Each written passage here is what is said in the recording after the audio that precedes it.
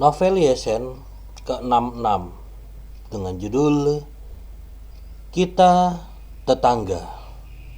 Selamat menyaksikan. Kasino itu ramai, manusia mengadu nasib, seperti hidup, penuh dengan perjudian, dan dari sinilah novel ini dimulai. Di sekitar meja judi, kerumunan pembudidaya berteriak serempak, dan Phantom, yang berada di sisi Yesen, juga melolong seperti darah ayam. Gelombang pembudidaya lainnya juga tidak ketinggalan. Patut dikatakan bahwa mereka yang bertaruh pada over dan under masing-masing bermata merah, menatap mangkuk besar yang sudah tertutup di atas meja taruhan. Pertandingan dimulai. Saat para penonton menyaksikan, pria bertubuh besar dan berotot yang mengocok dadu telah mengangkat mangkuk tersebut. 1, 2, 4, 7 dadu kecil. Pria berbadan besar itu dengan terampil menabur batu sumber yang bertaruh pada batu besar, dan kemudian tidak lupa membayar orang yang bertaruh pada batu kecil. Buset, ada banyak umpatan dan ludah yang menyembur ke sekeliling meja, sebagian besar dari mereka yang kalah. Lumayan, mereka yang memenangkan uang semuanya tersenyum dan tertawa, memegangi batu sumber kemenangan mereka dengan raut wajah sedih, dan sesekali melemparkan pandangan provokatif kepada mereka yang kalah. Kutu-kupretlah dengan itu. Di belakang Yesen, Phantom masih mengutuk, justru secara tiba-tiba, kehilangan 50 batu sumber di tangan pertama, batu sumber sulit didapat, bahkan Raja Semu yang besar pun merasa 2 kali lipat. Ayo, bertaruh besar untuk membayar besar, bertaruh kecil untuk membayar kecil, pasang taruhan Anda, pasang taruhan Anda. Pria besar dan berotot, sang dealer, mulai berteriak lagi sambil mengguncang mangkuk besar secara berirama. Yesen telah mengeluarkan 50 batu sumber, tetapi tidak langsung bertaruh, menunggu pria bertubuh besar itu menjentikkan mangkuk ke meja judi. Phantom sekali lagi mengajukan penawaran, langsung menaikkan harga menjadi 101 batu sumber, bertaruh pada yang besar juga. Di sekitar meja judi, sekelompok pembudidaya judi juga menembakkan tangan mereka, menghancurkan meja dengan keras, sebagian besar karena mereka kehilangan uang dan bosan, sehingga mereka tidak dapat menemukan seseorang untuk bertarung, jadi mereka hanya melampiaskannya di meja judi, tetapi berkat bahan keras meja judi, jika tidak, mereka pasti akan hancur berkeping-keping. Petarung besar itu menjentikkan mangkuk itu ke atas meja. Pada titik inilah Yesen langsung bergerak, mempertaruhkan 51 batu sumber di area kecil. Itu terbuka, pria berotot itu dengan cepat dan langsung mengangkat mangkuk besar itu. Semprul, meja dikelilingi oleh teriakan umpatan karena dadu yang keluar masih kecil. Itu sama seperti permainan sebelumnya, dengan yang kalah mengumpat dan yang menang menjadi sombong.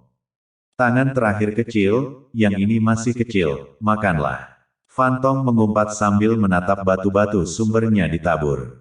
Semoga beruntung. Yesen tersenyum dan mengambil 50 batu sumber yang dibayarkan. Ini jauh lebih cepat daripada melakukan pencarian untuk menghasilkan uang. Dengan kecepatan ini, memenangkan beberapa ratus ribu sehari tidak akan menjadi masalah.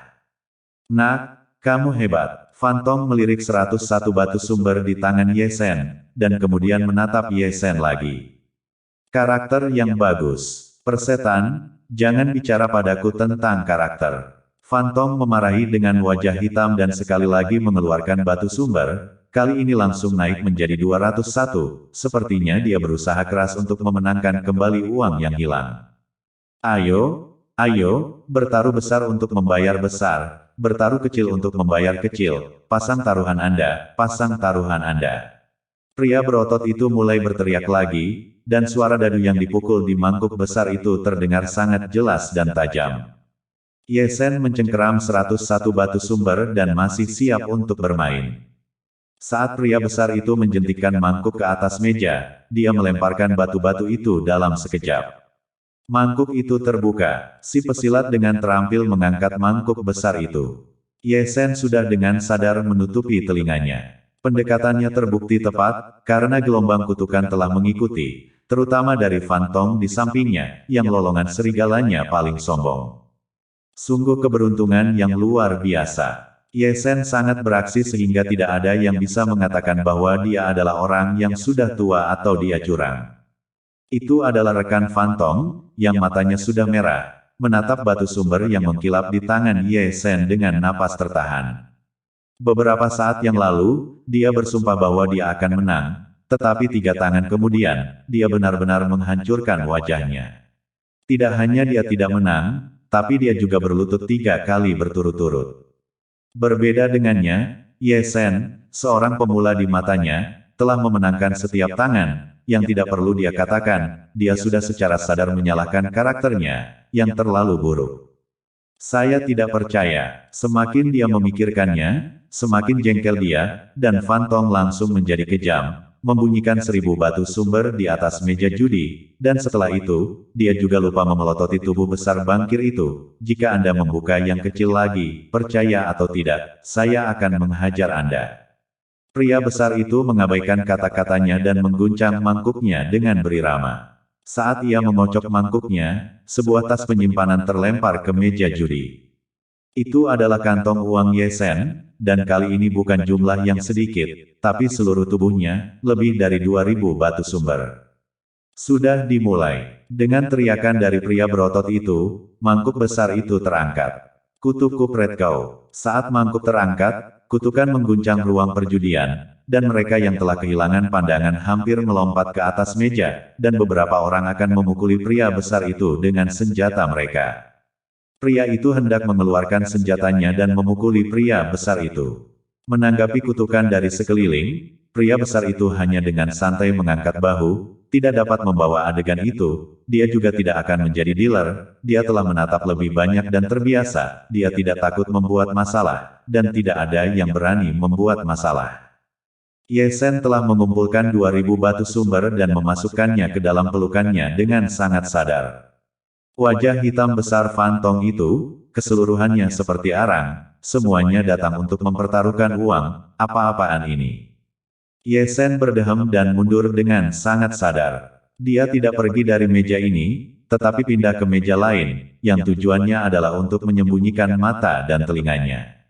Ye Sen menatap meja lain. Dalam waktu 3 menit, dia pergi dengan batu sumber di sakunya dan pindah ke meja berikutnya. Tujuannya adalah untuk berpindah tempat dengan satu tembakan.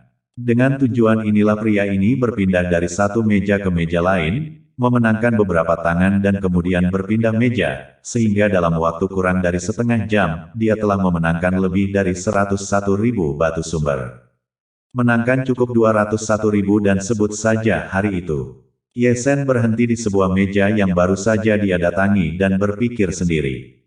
Mengingat pengalaman rumah judi dan Cheng sebelumnya, di rumah judi, tidak apa-apa memenangkan uang, tetapi Anda tidak bisa menang terlalu banyak, jika tidak, seseorang akan datang untuk berbicara dengan Anda, seperti Ling Xiao saat itu, jika bukan karena fakta bahwa Dan Cheng tidak dapat menghabisi orang, dia mungkin sudah lama terbantai.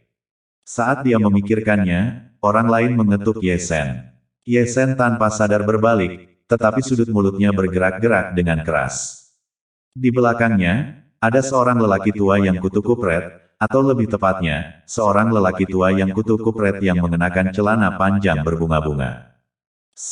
Apa-apaan ini? Ye Sen memandang Fan Tong dari atas ke bawah, dan bahkan menatap lebih dekat ke selangkangan celana Fan Tong. Jangan sebut itu, bahkan membuka selusin tangan kecil. Fan Tuan mengutuk saat ludah beterbangan kemana-mana. Lalu apa? Dan kemudian hilang dengan sepasang celana yang tersisa. Dan kemudian apa? Pinjami saya uang dan saya akan membayar Anda kembali ketika saya menang. Tidak, Ye Sen menggelengkan kepalanya dengan datar, entah kapan orang ini akan membayar kembali uang yang dia pinjam. Hei anak nakal, teman kecil ini, tuanku punya undangan. Tidak menunggu Fan Tong menyelesaikan kata-katanya, seorang lelaki tua berpakaian ungu muncul di depan keduanya. Kata-kata itu ditujukan kepada Ye Sen, tetapi tatapannya menyapu Fan Tong dari atas ke bawah. Mereka berdua di sini untuk berjudi, tapi kenapa kamu berjudi seperti ini? Orang tua berbaju ungu menatap ke atas dan ke bawah ke arah Fan Tong, dan Ye Sen menatap ke atas dan ke bawah ke arah orang tua berbaju ungu. Diam-diam mengatakan bahwa apa yang akan datang masih akan datang. Jika Fan Tong tidak datang, dia mungkin telah memenangkan tangan ini dan mundur. Teman kecil, tolong. Orang tua berpakaian ungu itu akhirnya menatap Ye Sen. Di mana uang judi? Tidak akan pergi. Ye Sen menggelengkan kepalanya. Sama bagusnya dengan berjudi di sana. Orang tua berpakaian ungu itu tersenyum, tuanku ingin berjudi dengan teman kecil, dan dia tidak membutuhkan teman kecil untuk membayar modal. Rumah judi akan menanggung semua kerugian dan kemenangan. Aku berharap bisa memberikan wajah kecil. Tidak, Ye Sen masih menggelengkan kepalanya dan berkata bahwa dia akan melempar tas uangnya ke meja judi untuk terus bertaruh, dan porsinya cukup banyak. Teman kecil, jangan salahkan aku tersinggung. Orang tua berbaju ungu itu segera menembakkan tangannya, menarik Ye Sen dan pergi. Uang saya. Ye Sen memiliki keinginan untuk mengutuk ibunya dengan keras. Ini tidak akan berkurang untuk teman kecil sejak saat itu. Orang tua berpakaian ungu itu mengangkat tangannya dan meraih kembali kantong uang yang telah dibuang Ye Sen dan mengembalikannya kepada Ye Sen. Aku akan pergi juga. Fan Tong juga menjilat wajahnya dan mengikuti. Kamu pergi dan bermain di samping. Pria tua berpakaian ungu itu menjentikkan lengan bajunya, dan Fan Tong, yang baru saja mengikutinya, kembali dari manapun dia berasal saat itu juga, mengenakan celana panjang bermotif bunga-bunga yang menonjol di rumah judi. Ye Sen dibawa langsung ke lantai 3 rumah judi, dan diseret ke atas oleh pria tua berbaju ungu. Untuk mengatakan bahwa lelaki tua berbaju ungu ini, tingkat kultivasi itu tidak biasa tinggi. Itu adalah pembudidaya alam raja yang luar biasa, orang yang begitu kuat, mikir pakai dengkul bahwa tuannya bukanlah orang yang sederhana. Untuk poin ini, Ye Sen mengetahuinya dengan baik. Jika dia bisa membuka rumah judi di Yudu dan membayar keluarga burung Vermilion 1 juta batu yuan setiap tahun, latar belakangnya pasti sangat dalam, dan pemilik rumah judi ini juga pasti memiliki pengaruh yang besar. Tolonglah, temanku. Di sebuah ruangan elegan surgawi, lelaki tua berpakaian ungu itu melepaskan Ye Sen dan bahkan mendorong pintu untuknya. Ye Sen berdeham, tapi tetap masuk. Kamar elegan surgawi ini, didekorasi dengan mewah, berada di dalam kealam kecil, ruangnya tidak kecil, bahkan ada gunung palsu dan mata air jernih, apik dan elegan, bahkan tanaman spiritual yang ditanam bukanlah produk biasa. Sungguh menyenangkan. Ye Sen menghela nafas dalam hatinya, memikirkan propertinya sendiri yang hanya 11 kaki, semuanya seperti kuburan, dan kemudian menatap tempat tinggal orang lain ini, tenang dan elegan, benar-benar tidak ada bandingannya. Nak, kamu punya banyak nyali. Saat dia menyaksikan, sebuah suara wanita datang dari sebuah gazebo. Ye Sen tidak bisa membantu tetapi mengangkat matanya untuk menatap dan menatap seorang wanita dari jauh. Wanita itu bersandar di pagar dengan punggung menghadapnya, mengenakan gaun merah menyala, sosoknya seksi dan cantik, rambut biru encernya berayun lembut tertiup angin, dan tubuhnya terjalin dengan kabut ilahi yang sepertinya tersembunyi, seperti makhluk abadi yang diasingkan dari 9 langit, suci dan tanpa celah. Berusia 101 tahun, alam surgawi ke-6. Ye Sen menyapu sekilas dan menatap usia wanita itu, serta dao kultivasinya, dan lebih dari sedikit kagum di dalam hatinya, dia pasti orang dengan bakat yang aneh dan tinggi. Kamu berani menipu di rumah judi saya, apa kamu pikir kamu sudah hidup terlalu lama? Wanita itu berbalik dan memperlihatkan wajahnya yang cantik, pipinya memerah, tapi dia tidak malu, dia telah minum. Aku tidak curang. Ye Sen mengangkat bahu, dia tidak bisa mengakui hal ini, kecuali otaknya ditendang oleh keledai. Cit, wanita itu tampak tidak terkesan, siapa yang akan percaya jika Anda tidak curang dan menang setiap saat? Saya beruntung. Ya, itu cukup bagus. Jika kamu tidak ada kerjaan, aku akan pergi dulu, kata Ye Sen, berbalik dan hendak pergi. Jangan terburu-buru. Wanita itu melangkah maju dan menghalangi jalan Ye Sen, membawa labu anggur di tangannya. Pertama-tama mengelilingi Ye Sen sebelum mengangkat labu dan menyesap anggur. Jika Anda ingin pergi, Anda bisa bertaruh dengan saya. Petik 2. Bagaimana jika saya tidak setuju? Ye Sen memandang wanita itu dengan penuh minat. Tidak masalah jika kamu tidak setuju. Wanita itu tersendat. Tapi saya perlu mengingatkan Anda, saya tidak terlalu pemarah. Saya tidak dapat menjamin bahwa saya akan membawa beberapa orang ke tempat Anda untuk mengobrol di malam hari, atau saya akan membawa Anda berkeliling di luar kota untuk menatap pemandangan yang indah. Sudut mulut Ye Sen tertarik, keterampilan menggertak wanita ini benar-benar satu set. Apakah ada perasaan dingin yang sejuk di belakang punggungmu? Wanita itu mengedipkan matanya yang berair karena mabuk dan menatap Ye Sen. Iya, Ye Sen mengendur dan tidak bisa menahan diri untuk tidak menggosok ujung hidungnya. Kalau begitu, bertaruhlah. Taruhan. Itu benar. Wanita itu berpikiran terbuka, lengan giok langsung diletakkan di bahu Ye Sen, dan terlepas dari kesediaan Ye Sen, dia langsung melingkarkan lengannya di sekelilingnya dan menuju ke pavilion. Mereka yang tidak tahu akan mengira Ye Sen adalah adik laki-lakinya. Di pavilion, ada meja giok 3 persegi, terbuat dari batu khusus, dengan merek terlarang di atasnya, sistem terlarang yang sama dengan meja judi di bawah ini, untuk mencegah kecurangan. Mudah saja, tebak ukurannya. Wanita itu menyingsingkan lengan bajunya, menggenggam labu anggur di satu tangan dan lonceng dadu di tangan lainnya, dengan 3 dadu tersusun rapi di atas meja batu giok, bersinar terang. Ya, Ye Sen menjawab dengan datar. Jangan berpaling. Wanita itu melambaikan lonceng dadu dengan sangat elegan, dengan tenang mengambil 3 dadu dan mengocoknya dengan cara yang sangat berirama. Mengocoknya sementara tangan yang lain meluangkan waktu untuk mengambil labu anggur dan mengisi seteguk anggur. Dia bisa jadi pemilik rumah judi. Ye Sen tidak menatap jam dadu, tetapi wanita itu, wanita cantik yang cantik, bagaimana terlihat seperti pemabuk. Oh tidak, itu pasti pemabuk plus hantu judi. Dan garis keturunannya. Ye Sen jelas merasakan garis keturunannya berdenyut, dan hanya ketika dia bertemu dengan garis keturunan yang kuat dia akan bereaksi seperti ini. Biarkan dia menebak garis keturunan seperti apa yang dibawa oleh Mu Wanxing. Sementara Ye Sen merenung di dalam hatinya, wanita itu sudah menjentikkan lonceng dadu ke meja judi. Anehnya, meskipun lonceng dadu telah dipatahkan ke atas meja judi, ketiga dadu di dalamnya masih berputar dan sesekali berbenturan satu sama lain, mengeluarkan suara yang jelas dan tajam. Ye Sen terdiam, masih ada operasi ini. Memang benar Ye Sen bisa menatap melalui poin, tetapi hanya jika dadu dalam keadaan diam, dan ini masih berputar. Sebelum dadu berhenti, situasi yang tidak terduga bisa terjadi. Tebak, wanita itu sudah duduk, dengan santai berbaring di pagar, mengetuk kakinya, masih mengedipkan matanya yang berair karena mabuk, menatap Ye Sen dengan penuh minat, dan sesekali menuangkan beberapa teguk anggur ke dalam mulutnya. Yang ini, Ye Sen menatap jam dadu, ketiga dadu itu masih berputar dan tidak berniat untuk berhenti.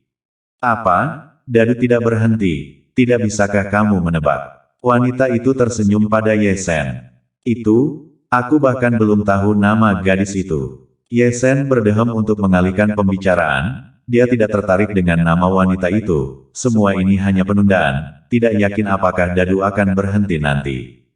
Panggil saja aku Mu Wanxing. Wanita itu mengacak-acak rambutnya dengan panik. Mu Wanxing. Ye Sen mengangkat alisnya dan menatap wanita itu dari atas ke bawah dengan raut muka yang agak aneh. Mengapa seorang wanita yang pecandu alkohol ditambah penjudi ditambah pemarah memiliki nama yang begitu elegan? Bisakah saya menebak sekarang? Mu Wanxing memandang Ye Sen sambil tersenyum. Bunga itu bagus. Ye Sen menarik diri dari topik itu lagi dan menatap penuh arti pada teratai hijau yang terbentang tidak jauh. Itu teratai hijau laut biru. Sudut mulut Mu Wanxing dicelupkan ke dalam senyuman, dan tawanya sedikit mabuk dan mempesona. Tanaman spiritual itu juga tidak buruk, sebenarnya menghasilkan apinya sendiri. Rumput abadi bulu api. Buah roh itu sangat jernih dan seharusnya rasanya enak. Buah roh Pi Beta Yu. Wow, apa itu? Dan itu bercahaya. Mutiara roh Changhai. Jepit rambutmu itu juga cukup bagus. Giok abadi air mata hijau. Saya ingin minum juga. Katakan padaku sebelumnya. Mu Wanxing melemparkan labu anggur langsung ke Ye Sen. Labu anggurnya enak. Ye Sen memegang labu anggur dan menatap jam dadu. Ketiga dadu itu masih berputar, memutar matanya, tanpa ada tanda-tanda berhenti. Apakah kamu menunggu dadu berhenti? Daftar Muan memegang dagunya di tangannya dan menatap Ye Sen dengan wajah tersenyum. Omong kosong, tidak ada yang namanya. Tidak ada gunanya mengulur-ulur waktu. Mu Wanxing sekali lagi mengacak-acak rambutnya, jika bel dadu tidak terbuka, mereka tidak akan berhenti. Memang tidak ada gunanya bagimu untuk berbicara banyak tentang ketidakberdayaan. Semakin cepat kamu menebak, semakin cepat selesai. Sepertinya saya terlalu banyak berpikir. Ye Sen mengusap mata kirinya, itu benar-benar buram. Untuk pertama kalinya, Ye Sen merasa bahwa Mo Wanxing di depannya memang tidak sesederhana yang dia bayangkan. Tanpa menggunakan sihir abadi, dia bisa menjaga dadu dalam keadaan berputar, yang menurutnya tidak bisa dia lakukan. Dia harus mengatakan bahwa dia sekarang sangat kesakitan, dadu tidak berhenti jatuh, dan memiliki mata abadi yang kosong memang tidak berguna. 101.000 batu sumber. Setelah kalah, dia tidak bisa terus menghasilkan uang di rumah judi ini. Dia merasa telah kehilangan banyak uang, mengatakan bahwa Dewa Pengadilan Surgawi, Raja ke-10 Chu Agung, telah diperintah tanpa daya. Penguasa Pengadilan Surgawi, Raja ke-11 Chu Agung, telah disembuhkan. Ketika dia robek, Ye Sen memiliki kilatan cahaya dan sepertinya memikirkan sesuatu. Dia terus mengetuk-ngetukkan jarinya ke lengan bajunya, menjalankan metode rahasia evolusi tidak langsung, tidak dapat menatap ukuran titik-titiknya. Jadi dia menyimpulkan, Anda memiliki rencana Zhang Liang dan saya memiliki tangga untuk menyeberangi tembok, untuk menatap siapa yang lebih terampil. Saya tidak tahu apakah Mo Wanxing di sisi lain ruangan akan melompat-lompat jika dia tahu apa yang dilakukan Ye Sen, tapi mungkin hanya Ye Sen, si eksentrik, yang bisa memikirkannya. Entah kapan, sudut mulut Ye Sen baru saja melontarkan senyuman yang sedikit licik, hatinya sudah punya rencana. Bisakah kamu menebak? Mo Wanxing masih mengistirahatkan dagunya, menatap Ye Sen di seberang meja dengan penuh minat. Itu kecil atau besar, jadi tebaklah yang besar. Ye Sen mengangkat bahu dengan sikap tak berdaya yang palsu. Sejujurnya, saya juga tidak tahu ukurannya, itu tergantung keberuntungan jika saya menang atau kalah. Mo Wanxing mengangkat lonceng dadu dengan sangat santai. Dan saat lonceng dadu terangkat, dadu yang tersebar dan masih berputar, kecepatan putarannya turun tajam dan perlahan-lahan mengendap di atas meja di bawah tatapan keduanya, memperlihatkan 3 titik yang menarik perhatian. Sepertinya aku punya sedikit keberuntungan. Ye Sen melirik poin-poin itu dan menatap Mo Wanxing dengan penuh minat, akhirnya seperti yang dia bayangkan. 40, 50, 60 dan 5 poin, yang merupakan kemenangannya. Oke, kamu menang. Mo Wanxing menggosok alisnya dengan keras, tidak tahu apakah itu karena dia mabuk atau karena dia sakit kepala karena kalah taruhan. Pemilik rumah judi telah jatuh ke tangan anak nakal. Berikan saya uangnya, ada hal penting yang harus saya lakukan. Ye Sen bangkit, dan dengan sadar mengulurkan telapak tangannya.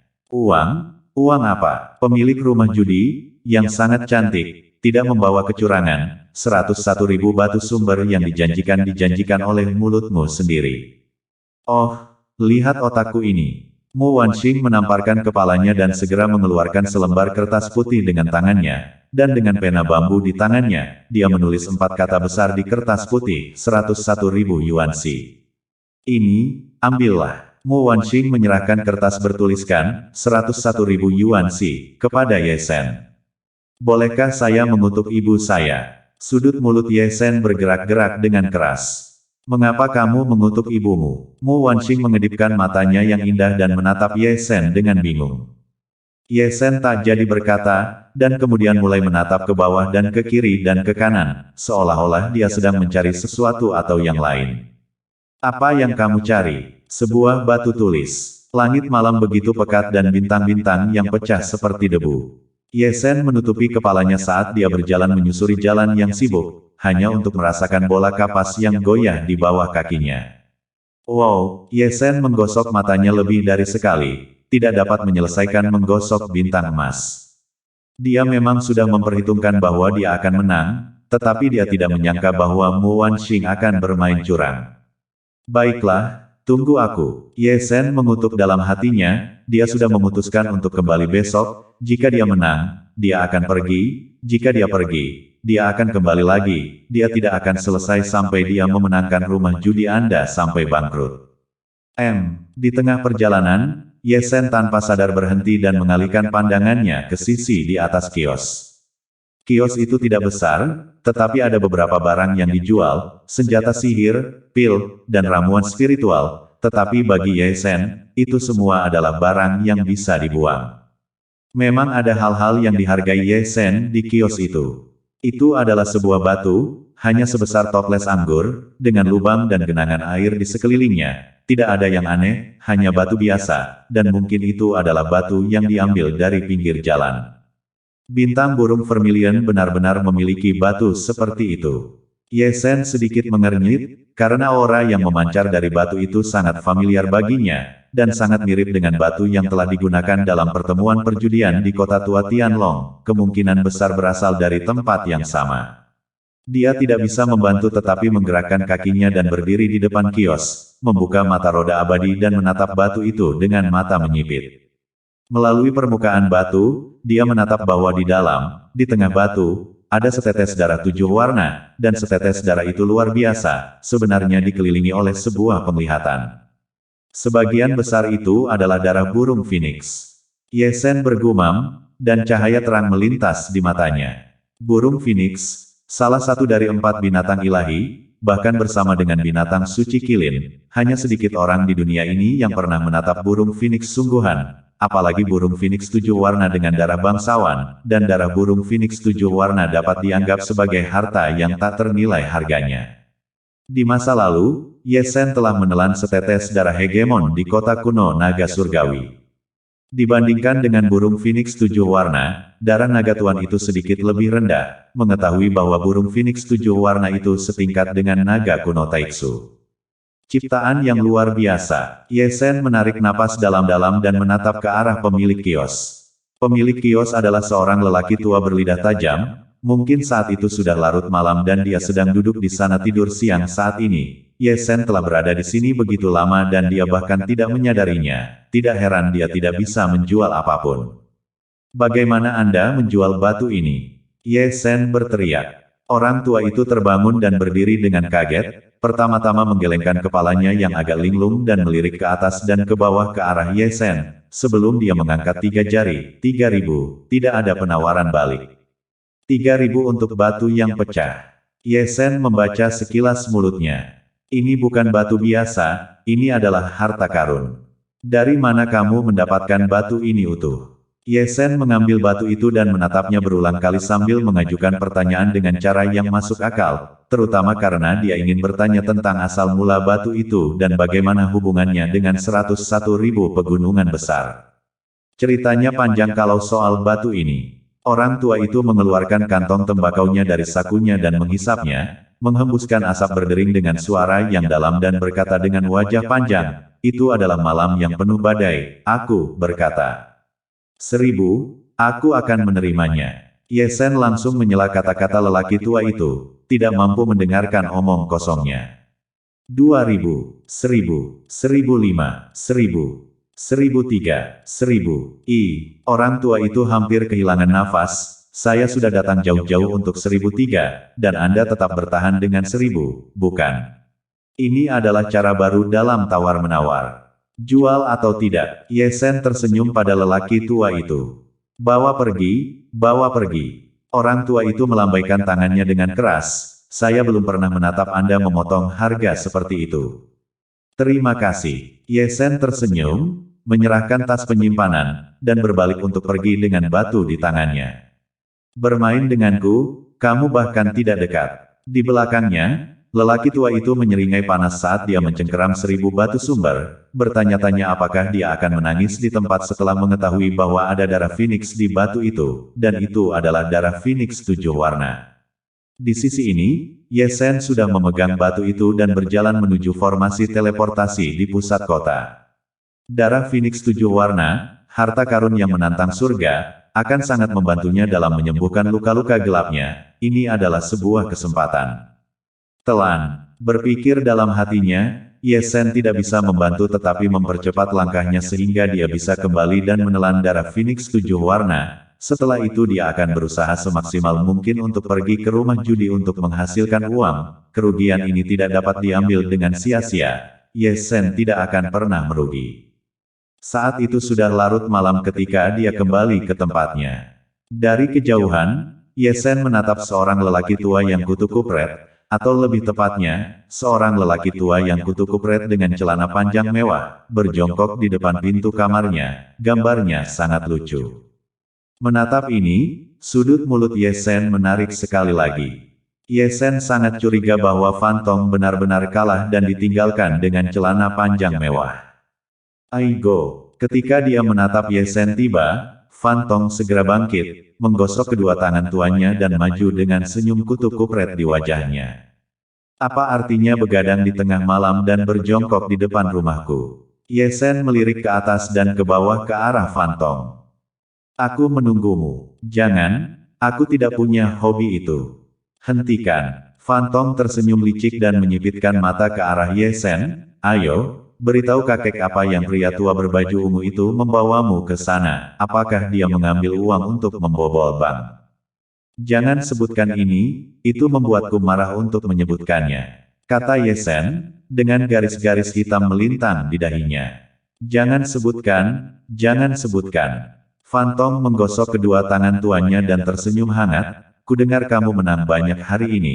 Bagaimana kalau meminjamkanku uang untuk membalikkan modalku? Saat aku menang, aku akan membayarmu 2 kali lipat, jaminan kredit.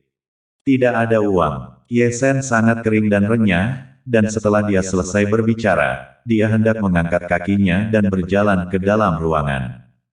Jangan, jangan. Fantong melangkah maju dan menarik Yesen. Kamu tidak bisa cuek, kan kita tetangga. Ada banyak tetangga, mengapa kamu ingin meminjam dariku? Saya meminjamnya, tetangga yang lain tidak peduli dengan saya. Kamu adalah seorang bangsawan semu yang besar, tapi karaktermu agak buruk.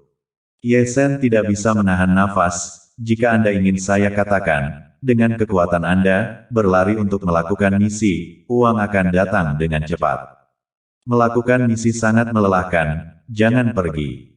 Hah, mengapa wanita itu tidak mengenakan pakaian apapun? Tepat saat kata-kata Fantong jatuh, dia mendengar Yesen mengeluarkan desahan pelan. Tidak ada pakaian di sana. Fantong membentak balik, matanya bersinar terang, tapi ketika dia menatap ke atas, belum lagi wanita bertelanjang dada, bahkan seekor burung kecil pun tidak terlihat.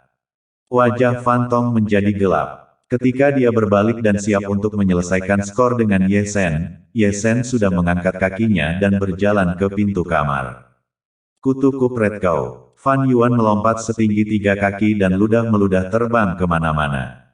Untuk kutukannya, Yesen langsung mengabaikannya dan hanya memasang batas, sehingga telinganya tidak akan mendengarnya dan hatinya tidak akan menjadi biasa. Menutup pintu dengan rapat, Yesen segera duduk di samping formasi pengumpulan roh dan membelah batu dengan satu telapak tangan. Cahaya abadi 7 warna meluap, dan setetes darah Phoenix 7 warna terbang keluar, dihantui oleh penglihatan Phoenix 7 warna, dan desisan Phoenix terdengar samar-samar, sepertinya itu adalah roh, dan mencoba kabur setelah terbang keluar, tetapi ditangkap oleh Yesen di tangannya. Bagikan setengahnya dengan Anda. Yesen membagi darah Phoenix menjadi 2 bagian dan menyerahkannya kepada elang kecil itu. Menatap elang kecil itu, dia segera terbang jauh, menatap darah Phoenix itu, dan masih ada raut muka cemoohan di mata elangnya. Ini adalah harta karun. Yesen panik dan tertawa. Elang kecil menggelengkan kepalanya, dan cemoohan di matanya meningkat. Kakak, garis keturunanku dan garis keturunan Phoenix saling eksklusif. Darah Phoenix kerajaan, levelnya terlalu tinggi, aku tidak bisa menekannya. Itu akan terbalik, dibandingkan denganku, garis keturunan tubuh suci bisa berbaur dengannya, dan juga memiliki modal untuk menekannya. Masih ada pepatah ini. Yesen terdiam sejenak. Aku tidak berani menelannya. Elang kecil itu merunduk mundur 3 atau 5 kaki lagi. Yesen tersenyum, tidak memaksanya, dan menyatukan 2 bagian darah Phoenix lagi, diikuti dengan menarik napas dalam-dalam dan masuk dan menelannya. Yesen merasakan darah sucinya mendidih, seperti api yang membara, tubuhnya seperti lautan api yang mengamuk. Meskipun setetes darah Phoenix kecil, itu membuat tubuh sucinya seperti api yang berkobar-kobar, dan itu datang dengan kekuatan yang dahsyat. Yesen berteriak pelan dan menjalankan teknik keosnya, pembuluh darahnya bergetar serempak dan kekuatan reinkarnasi bergabung.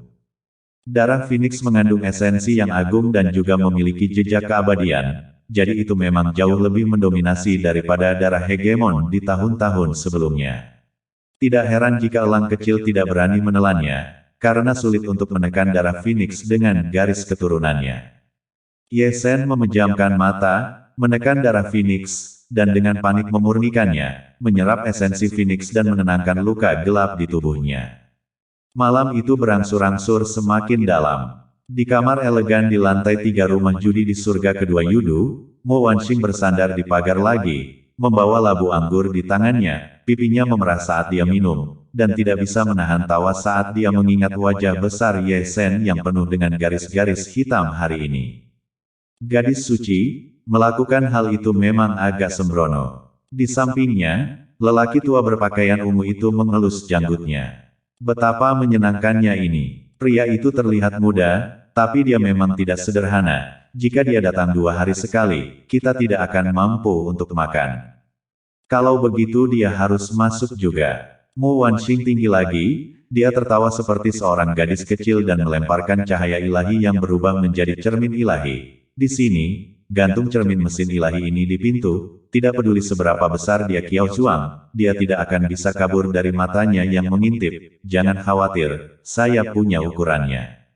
Tapi, tidak ada tapi. Mo Wanxing langsung menyela lelaki tua berpakaian ungu itu. Kamu terus mencari darah esensi dari tubuh orang suci kuno yang terpencil tanpa rasa takut. Begitu kamu menemukannya, kamu harus membelinya dengan cara apapun. Gadis suci, maafkan aku karena terlalu terus terang. Orang tua berpakaian ungu itu menarik napas dalam-dalam. Bahkan jika kita menemukan darah suci, itu mungkin tidak bisa menyelamatkan pangeran ke-9.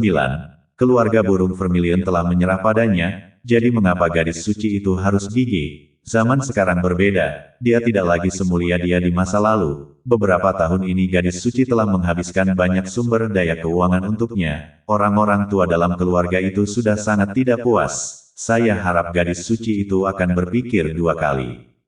Bahkan jika dia menjadi sia-sia, jadi apa? Mo Wanxing tidak peduli, Bibi, aku lebih suka memegang sepotong surga untuknya.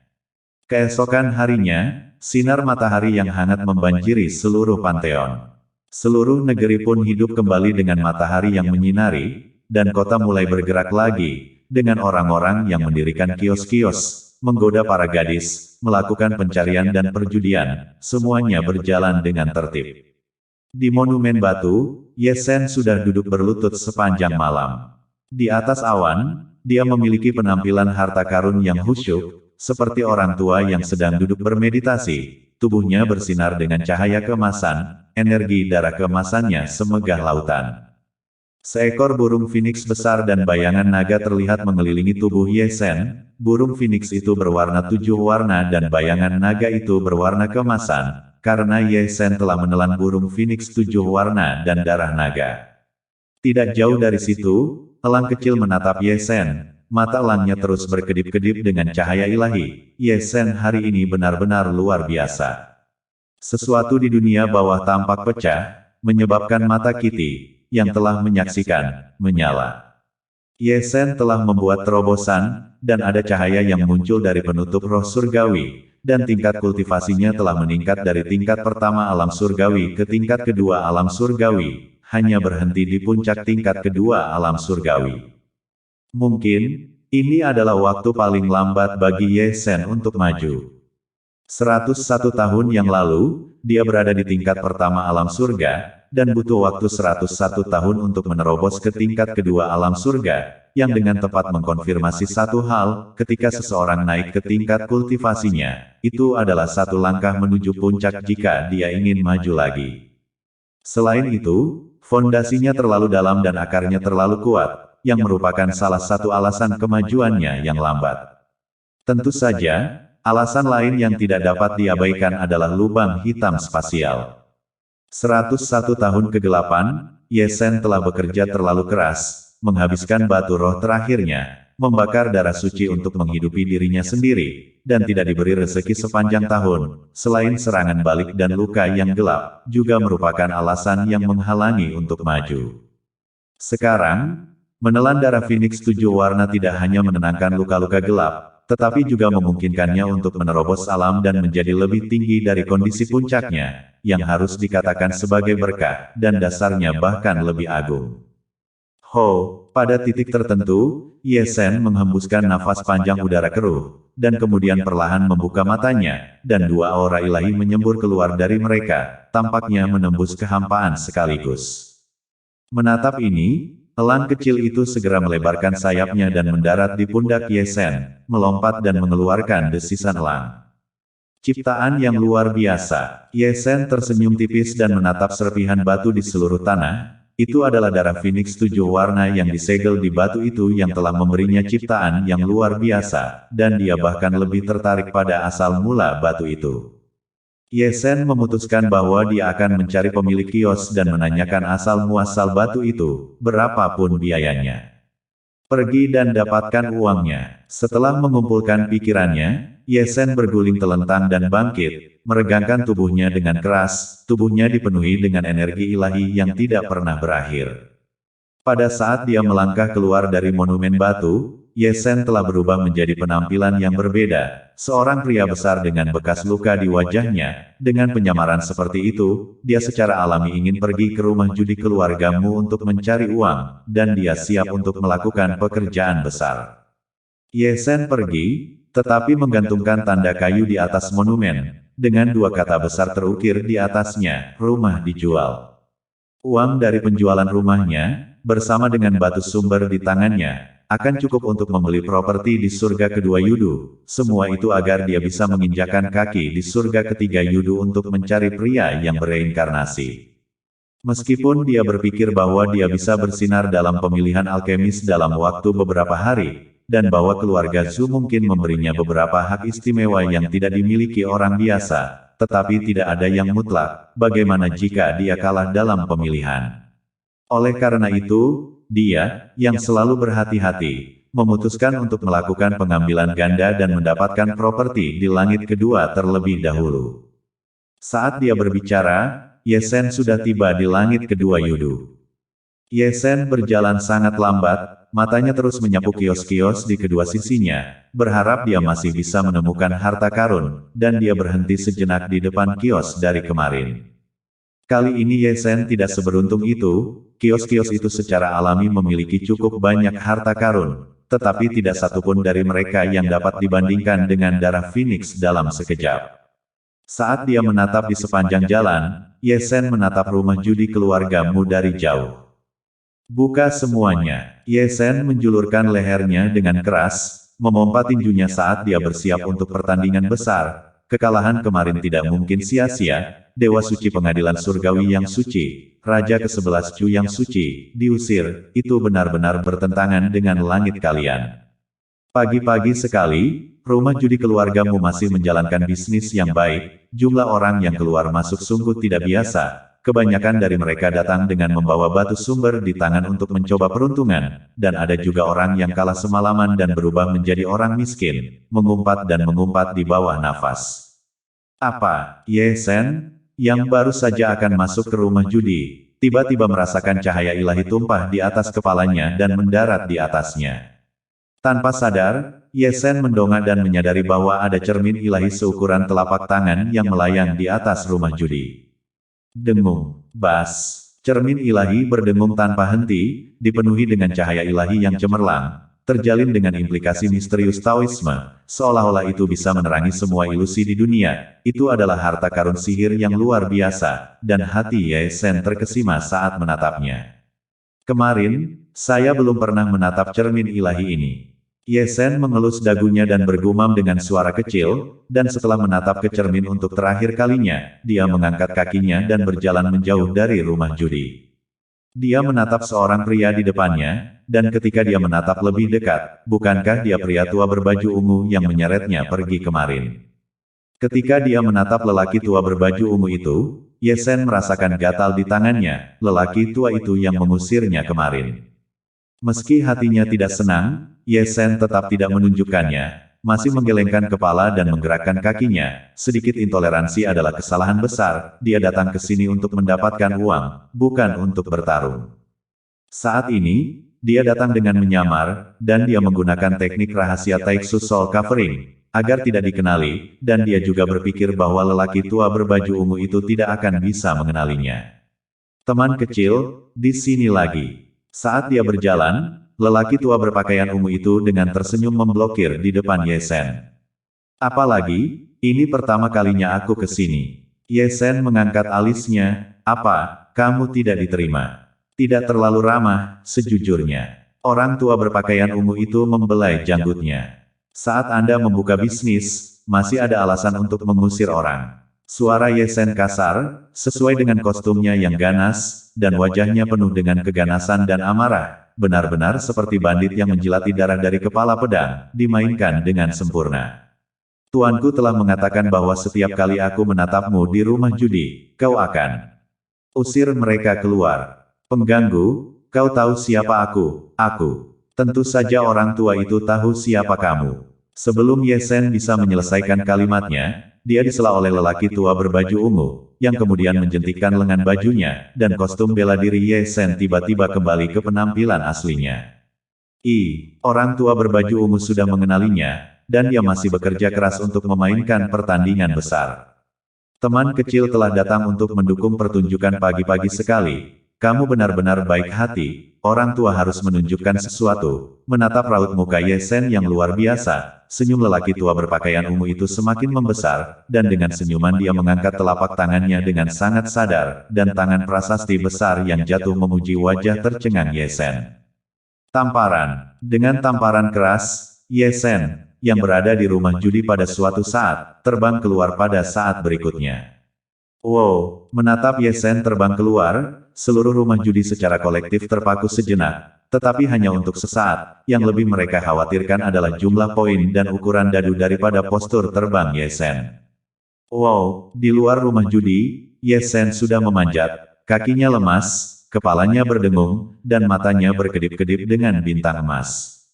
Cekikikan, di kamar elegan lantai 3 rumah judi keluarga Mu Wanxing memandang Ye Sen, yang telah terlempar ke jalan, dan tidak bisa menahan tawa terbahak-bahak. Baru tadi malam, Ye Sen juga diusir seperti ini, dalam posisi yang sangat tampan. Gadis suci, pria ini memang sangat tidak rumit. Orang tua berpakaian ungu masuk dan membelai janggutnya dan merenung, mari kita tidak membicarakan hal lain. Anggap saja kemampuan ilahi penyamarannya memang sangat misterius. Jika bukan karena cermin kesempatan ilahi yang menunjukkan tanda-tanda sebelumnya, bahkan dengan penglihatanku, akan sulit untuk menatap kekurangannya. Tentu saja saya tahu bahwa dia tidak sederhana. Mu Wanxing mengalihkan pandangannya dan mengeluarkan labu anggur dari tas penyimpanannya.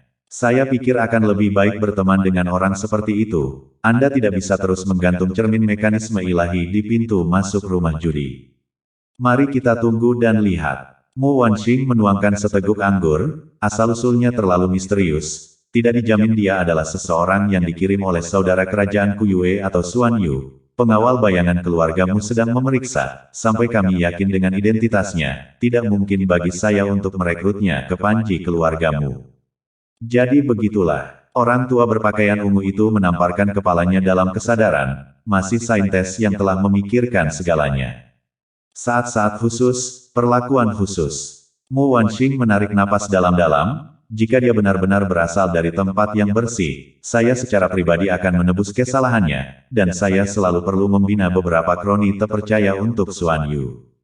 Berbicara tentang Pangeran ke-9, situasinya hari ini memang tidak optimis. Orang tua berpakaian ungu menghela nafas, ku dengar tingkat kultivasinya telah turun lagi, begitu juga dengan keluarga burung Vermilion, yang mengambil kembali kekuatannya selangkah demi selangkah, atau lebih tepatnya, selain nama Pangeran ke-9, pada dasarnya dia tidak memiliki apa-apa lagi, dan dengan penindasan dari beberapa pangeran lain dari keluarga burung Vermilion, akan sulit baginya untuk berbalik.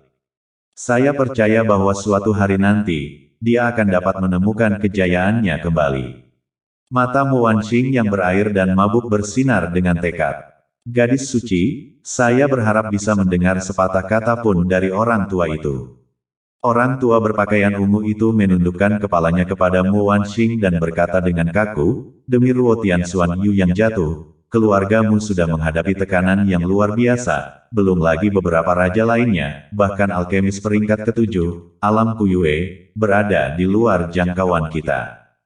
Jangan sebutkan Kuyue padaku. Mu Wanxing dengan kasar membanting labu anggur berkeping-keping, dan aura sedingin es menyembur dari matanya yang indah. Xuan Yu berada dalam situasi ini karena hanya karena Xuan Yu menyakiti salah satu muridnya, dia telah melakukan ini padanya, dia adalah seorang senior yang sia-sia.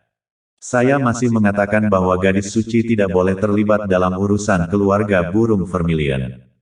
Tidak perlu dikatakan lagi, cari darah suci tanpa rasa takut. Mu Wanxing segera melambaikan tangannya, berbalik dan berjalan keluar.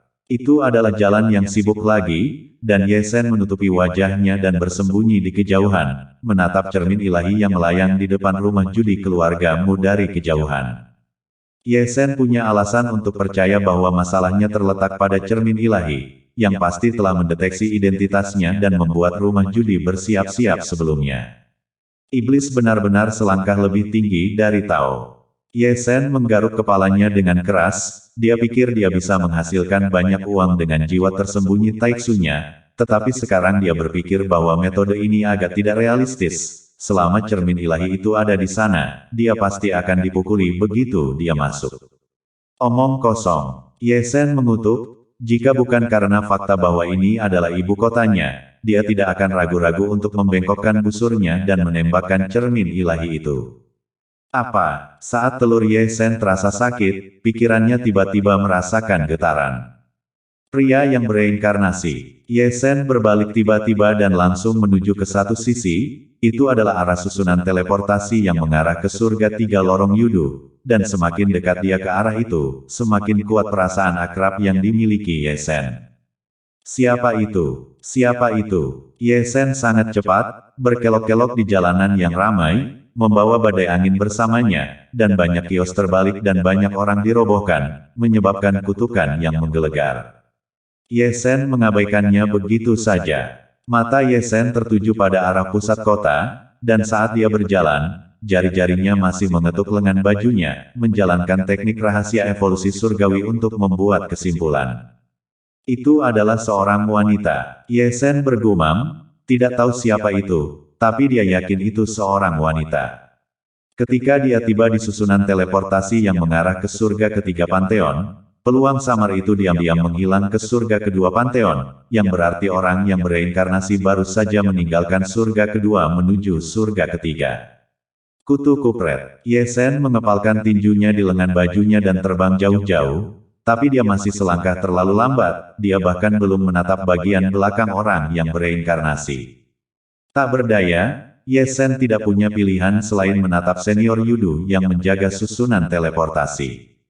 Secara kebetulan, senior yang menjaga susunan teleportasi hari ini adalah senior berambut putih yang sama yang telah mengutuk Ye Shen sebelumnya.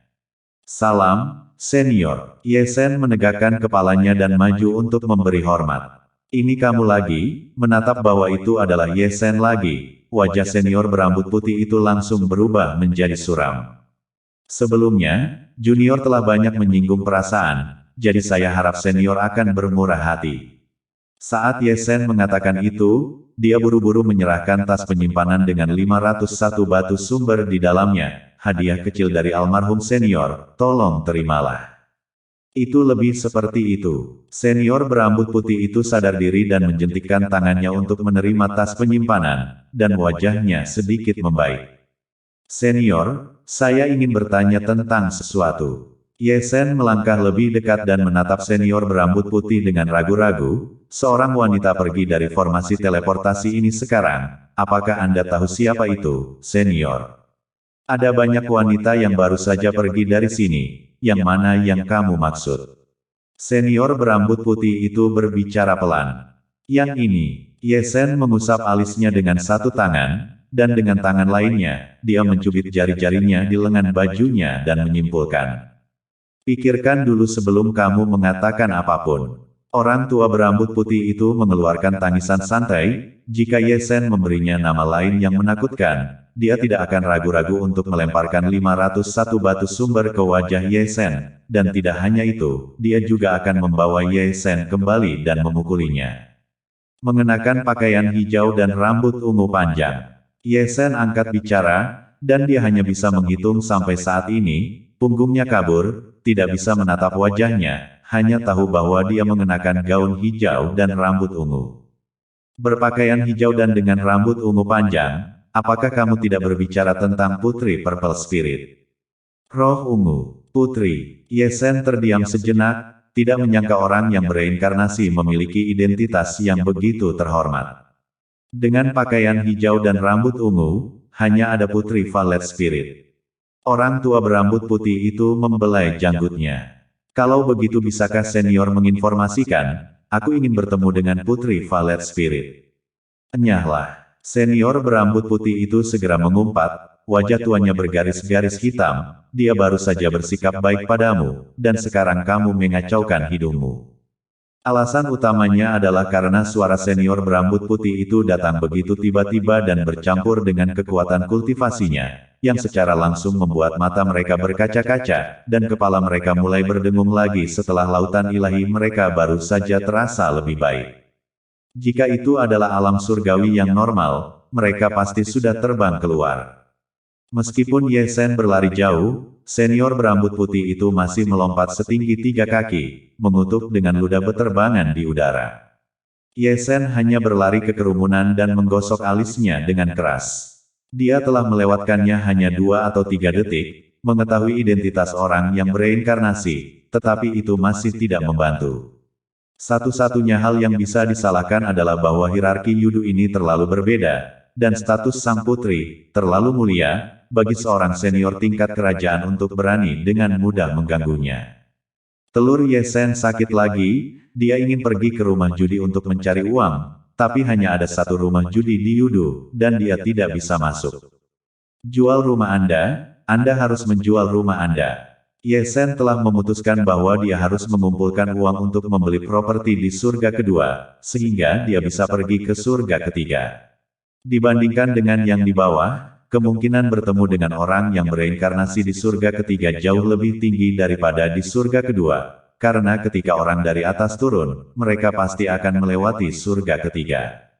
Nak, kamu sudah ditemukan. Saat dia berjalan, seseorang memberi Ye Sen tepukan. Ye Sen tanpa sadar membalikkan tubuhnya ke belakang, hanya untuk menemukan bahwa Fan Tong telah berdiri di belakangnya di beberapa titik. Kenapa kamu ada di mana-mana? Ye Sen menatap dari atas ke bawah ke arah Fan Tong. Pria itu berpakaian lebih aneh lagi hari ini, terbungkus kain hitam, mengenakan celana panjang berbunga-bunga, dan dengan rambut seperti sarang ayam itu, bagaimana mungkin dia terlihat seperti pengemis buronan, sangat menarik perhatian di jalan. Apa yang kamu bicarakan? Tahukah kamu, keluar seperti ini, mudah untuk dihabisi. Ye Sen mengucapkan pidato panjang, mengatakan juga sangat sadar akan langkah mundur, dan penuh dengan bingkai barang ini. Jangan mengutuk aku yang sudah tua. Fan Tong menggaruk rambut seperti sarang ayam. Ayo, bicaralah dengan kakek. Mengapa menjual rumah? Bangun pagi-pagi sekali dan lihat tanda kayu yang tergantung di depan properti ya, bagaimana situasinya? Jadi mau bagaimana lagi, saya tidak punya uang untuk dibelanjakan. Kamu tidak bisa, tuanmu begitu menggantung, kamu tidak punya uang. Fan Tong menatap Ye Sen dengan tidak percaya. Dia melakukan perjalanan ke awan dan tidak meninggalkan uang untukku. Ye Sen mengorek telinganya dan memberikan alasan yang sangat masuk akal. Itu bagus, cepatlah jual rumah itu dan pinjamkan aku uangnya. Persetan, Ye Sen mengutuk dan berbalik untuk pergi. Jangan pergi. Fan Tong buru-buru menarik Ye Sen dan pertama-tama menatap sekeliling secara misterius sebelum berbisik. Aku mencarimu, aku baru saja menemukan harta karun, apakah kamu ingin ikut denganku untuk menatapnya? Jika ada harta karun yang tidak ingin kamu ambil sendiri, kamu akan memikirkan aku.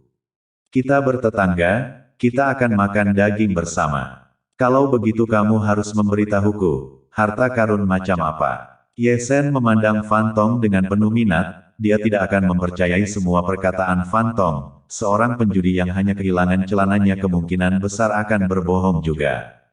Pernahkah Anda mendengar tentang urat roh bumi? Fan Tong mengatupkan alisnya ke arah Ye Sen sejenak. Vena roh bumi. Mata Ye Sen berbinar, dia tidak hanya mendengarnya, dia juga telah menelan urat roh bumi. Di dunia bawah tanah sekte besar Chu Zhengyang, urat roh bumi juga telah memberinya ciptaan yang cukup besar. Mendengar 4 kata ini lagi, membuat pikirannya kesurupan sejenak, seolah-olah dia mengingat banyak kejadian masa lalu dari tahun-tahun yang lalu. Sepertinya Anda pernah mendengarnya. Fan Tong tersenyum licik. Apakah Anda tahu di mana ada urat nadi roh bumi? Ye Sen mengumpulkan pikirannya dan menatap Fan Tuan dengan ragu-ragu. Itu harus diketahui. Fan Tuan mengusap rambutnya, tapi itu adalah bagian dari urat nadi roh bumi yang terfragmentasi yang saya temukan secara kebetulan ketika saya bepergian di masa lalu.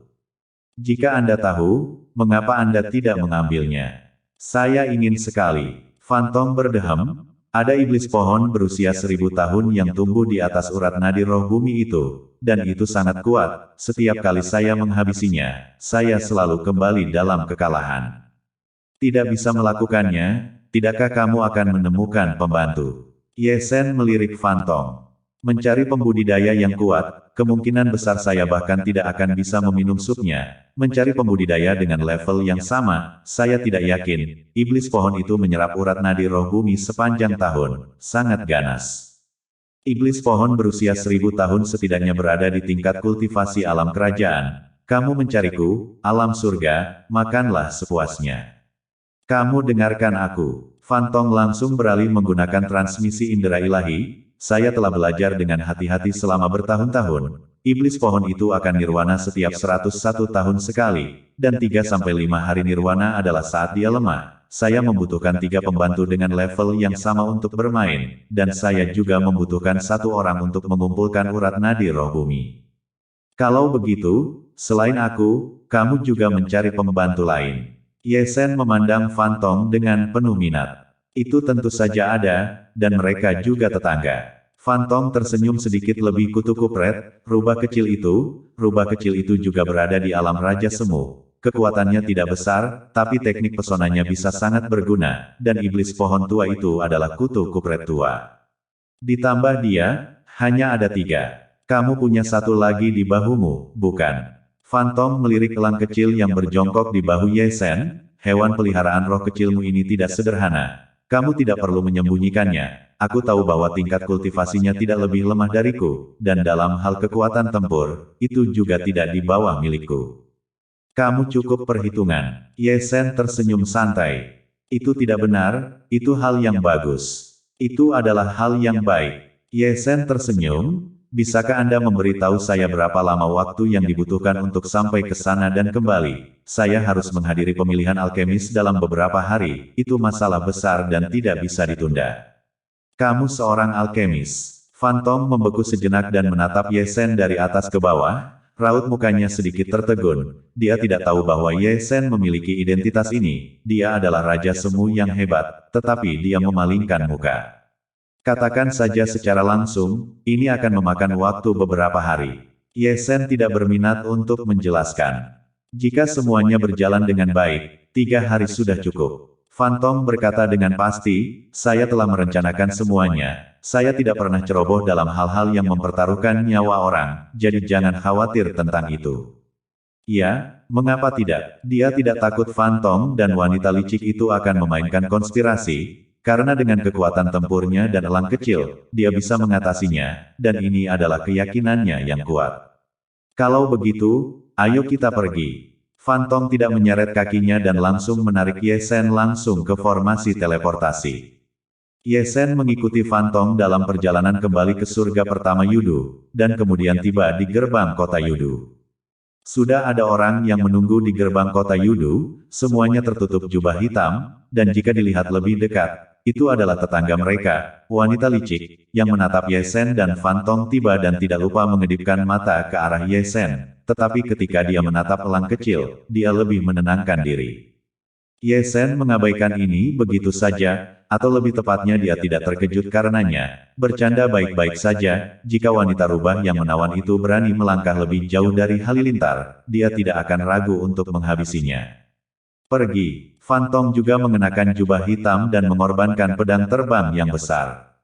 Menatap ini, Ye Sen dan wanita licik itu melangkah ke atasnya, pedang terbang itu naik ke langit, dan mereka bertiga langsung menghilang di gerbang kota. Hanya saja, mereka tidak menyadari bahwa tidak lama setelah mereka pergi, selusin sosok berpakaian hitam mengikuti mereka di kota Yudu, dan barisannya tidak sedikit, dengan 4 raja semu saja. Saat malam tiba, pedang terbang besar itu mendarat di sebuah gunung yang membentang. Ini dia, Fan Tong adalah orang pertama yang turun dari pedang terbang dan menatap sekeliling dengan waspada. Setelah itu adalah wanita licik, terlahir dengan sepasang mata yang menggoda, yang juga mengamati 4 arah. Adapun Ye Sen, dia adalah orang terakhir yang berjalan turun, samar-samar membuka mata roda abadi dan menatap pegunungan di depannya, di mana energi spiritual sangat padat, dan energi spiritual yang agung berkumpul menjadi awan kabut berkabut. Aura ini memang merupakan urat nadi spiritual bumi. Ye Sen bergumam, dia lebih dari akrab dengan urat roh bumi, dia tidak akan pernah salah. Ikuti. Fan Tong menggerakkan kakinya dan menuju lebih dalam ke pegunungan, diikuti oleh Ye Sen dan wanita licik itu. Setelah jangka waktu yang tidak diketahui, ketiganya berhenti di depan hutan pegunungan. Itu adalah hutan pegunungan yang gelap, dahan dan batang pohon berwarna hitam, dan bahkan tanahnya pun gelap, seolah-olah itu adalah tanah yang hangus, dan bagian dalamnya sunyi dan sunyi, bahkan bisa dikatakan sedikit menakutkan. Sebuah formasi rahasia. Mata Ye Sen menyipit sejenak, langsung menerobos misteri tempat ini. Pohon-pohon kuno yang gelap gulita semuanya adalah kaki dari satu formasi, dan masing-masing terhubung, berkumpul menjadi formasi yang sangat besar. Apakah kamu yakin ini tempatnya? Wanita licik itu sepertinya juga menatap keanehan tempat ini dan mau tidak mau melirik Fan Tong. Aku sudah datang ke tempat ini tidak kurang dari 11 kali, aku tidak akan salah. Fan Tong kembali, sambil berdiri di tempat dan menatap ke kiri dan ke kanan, seolah mencari sesuatu. Ini adalah penutup mata yang dipasang oleh iblis pohon tua itu, atau lebih tepatnya formasi mantra kuno, sangat mendominasi. Kamu sedang mencari pintu masuk. Ye Sen memandang Fan Tong. Ketika saya datang lebih awal, saya membuat tanda pencitraan merek. Fan Tuan melangkah maju dan mengamati pohon kuno yang gelap gulita dari sisi ke sisi. Beri saya waktu, saya perlu menyaring tanda merek saya.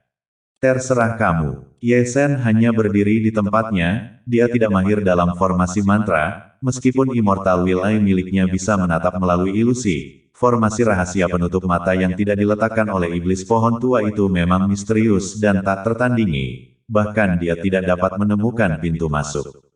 Itu seharusnya semacam formasi mantra kuno, di mana kaki formasi bersirkulasi dengan sendirinya dan berulang dengan sendirinya. Ye Sen bergumam di dalam hatinya, diam-diam kagum pada kemampuan ilahi iblis pohon tua itu. Kita semua adalah tetangga sekarang, dan aku bahkan tidak tahu namamu. Tanpa ada yang bisa dilakukan, wanita licik itu memposting, suaranya masih renyah dan mata iblisnya masih bersinar dengan cahaya yang menggoda. Ye Sen berteriak samar. Daun musim gugur, angin musim gugur, bintang Hao Yu, nama yang sangat bagus.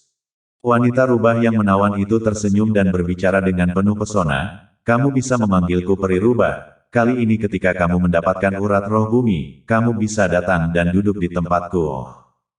Sepertinya aku tidak punya banyak waktu. Apa? Apa kamu masih takut adikku akan memakanmu? Itu sulit untuk dikatakan. Ye Sen mengeluarkan tangisan santai, tapi itu menyebabkan peri rubah tersenyum lebih rubah. Menemukannya. Saat keduanya berbicara, Fan Tong duduk di depan pohon kuno dengan tanaman merambat yang menjuntai, dan mengumpat di bawah nafasnya, iblis pohon tua kutu kupret, kamu hampir menipuku. Teruslah, jangan sampai terpisah. Fan Tong memberikan penjelasan dan kemudian mengikuti pohon kuno itu ke dalam hutan pegunungan yang gelap. Jangan khawatir, ikuti seperti bayangan. Begitu mereka berjalan ke hutan pegunungan yang gelap gulita, peri rubah dan Ye Sen saling melotot.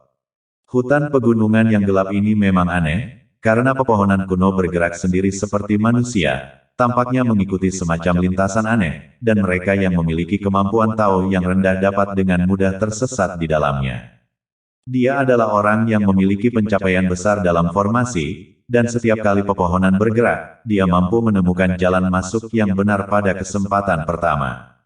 Beritahu kami rencananya. Saat dia berjalan lebih dalam, Fan Tongtong berkata, "Aku, rubah kecil dan elang emas berapi bertanggung jawab untuk menahan iblis pohon tua itu. Jika memungkinkan, yang terbaik adalah menghabisinya. Makhluk abadi itu adalah iblis pohon berusia 1000 tahun. Tubuhnya penuh dengan esensi, sedangkan untukmu, Ye Shen, bertarunglah dengan cepat dan kumpulkan urat roh bumi." Mengerti, Ye Shen dan yang lainnya menganggukkan kepala, tidak berani ceroboh. 1,5 jam kemudian, mereka bertiga berhenti. Di depan mereka ada batas yang sangat besar, dan di tengah batas itu ada pohon tua yang terjalin dengan tanaman merambat, tebal dan tak tertandingi, setinggi 501 kaki, dan batang serta cabang dan daunnya bersinar dengan cahaya kristal. Energi spiritual di sini sangat melimpah, semuanya berkumpul menjadi cairan, dan pohon tua itu, secara keseluruhan, tertutup awan dan kabut. Saat itu sedang dalam proses menuju nirwana. Ye Shen menatap iblis pohon tua itu dan bisa menatap beberapa petunjuk. Seperti yang dikatakan Fan Tong, itu memang dalam keadaan lemah, berada di nirwana, dan di setiap cabang, ada tunas hijau cerah yang tumbuh, mengandung energi spiritual yang hidup dan kuat, semua karena urat nadi spiritual bumi. Menarik kembali pandangannya dari iblis pohon tua itu, Ye Shen menatap ke tanah. Mata roda abadinya sedikit menyipit, dan dia menatap melalui tanah lebih dari 800 kaki di bawah, di mana ada urat nadi roh seperti akar pohon, sangat besar, dengan cabang dan urat yang rumit, dengan warna-warna aneh yang meletus, berisi lautan esensi yang agung. Saat Ye Shen menatap, pohon tua di perbatasan bergetar, bahkan bumi pun bergetar. Iblis pohon tua itu terbangun oleh kedatangan mereka, dan 5 indera muncul dari batang pohon yang tebal. "Ini kamu lagi." Tepat setelah membuka matanya, iblis pohon tua itu menatap Fan Tong. "Hentikan, kita sudah saling mengenal dengan baik, kamu pasti sangat merindukanku." Fan Tong mengeluarkan pedang pemusnah hitam pekat dan menghembuskan napas ke dalam pedang pemusnah hitam. Setelah itu dia bahkan tidak lupa menyeka pedang pemusnah hitam pekat dengan lengan bajunya.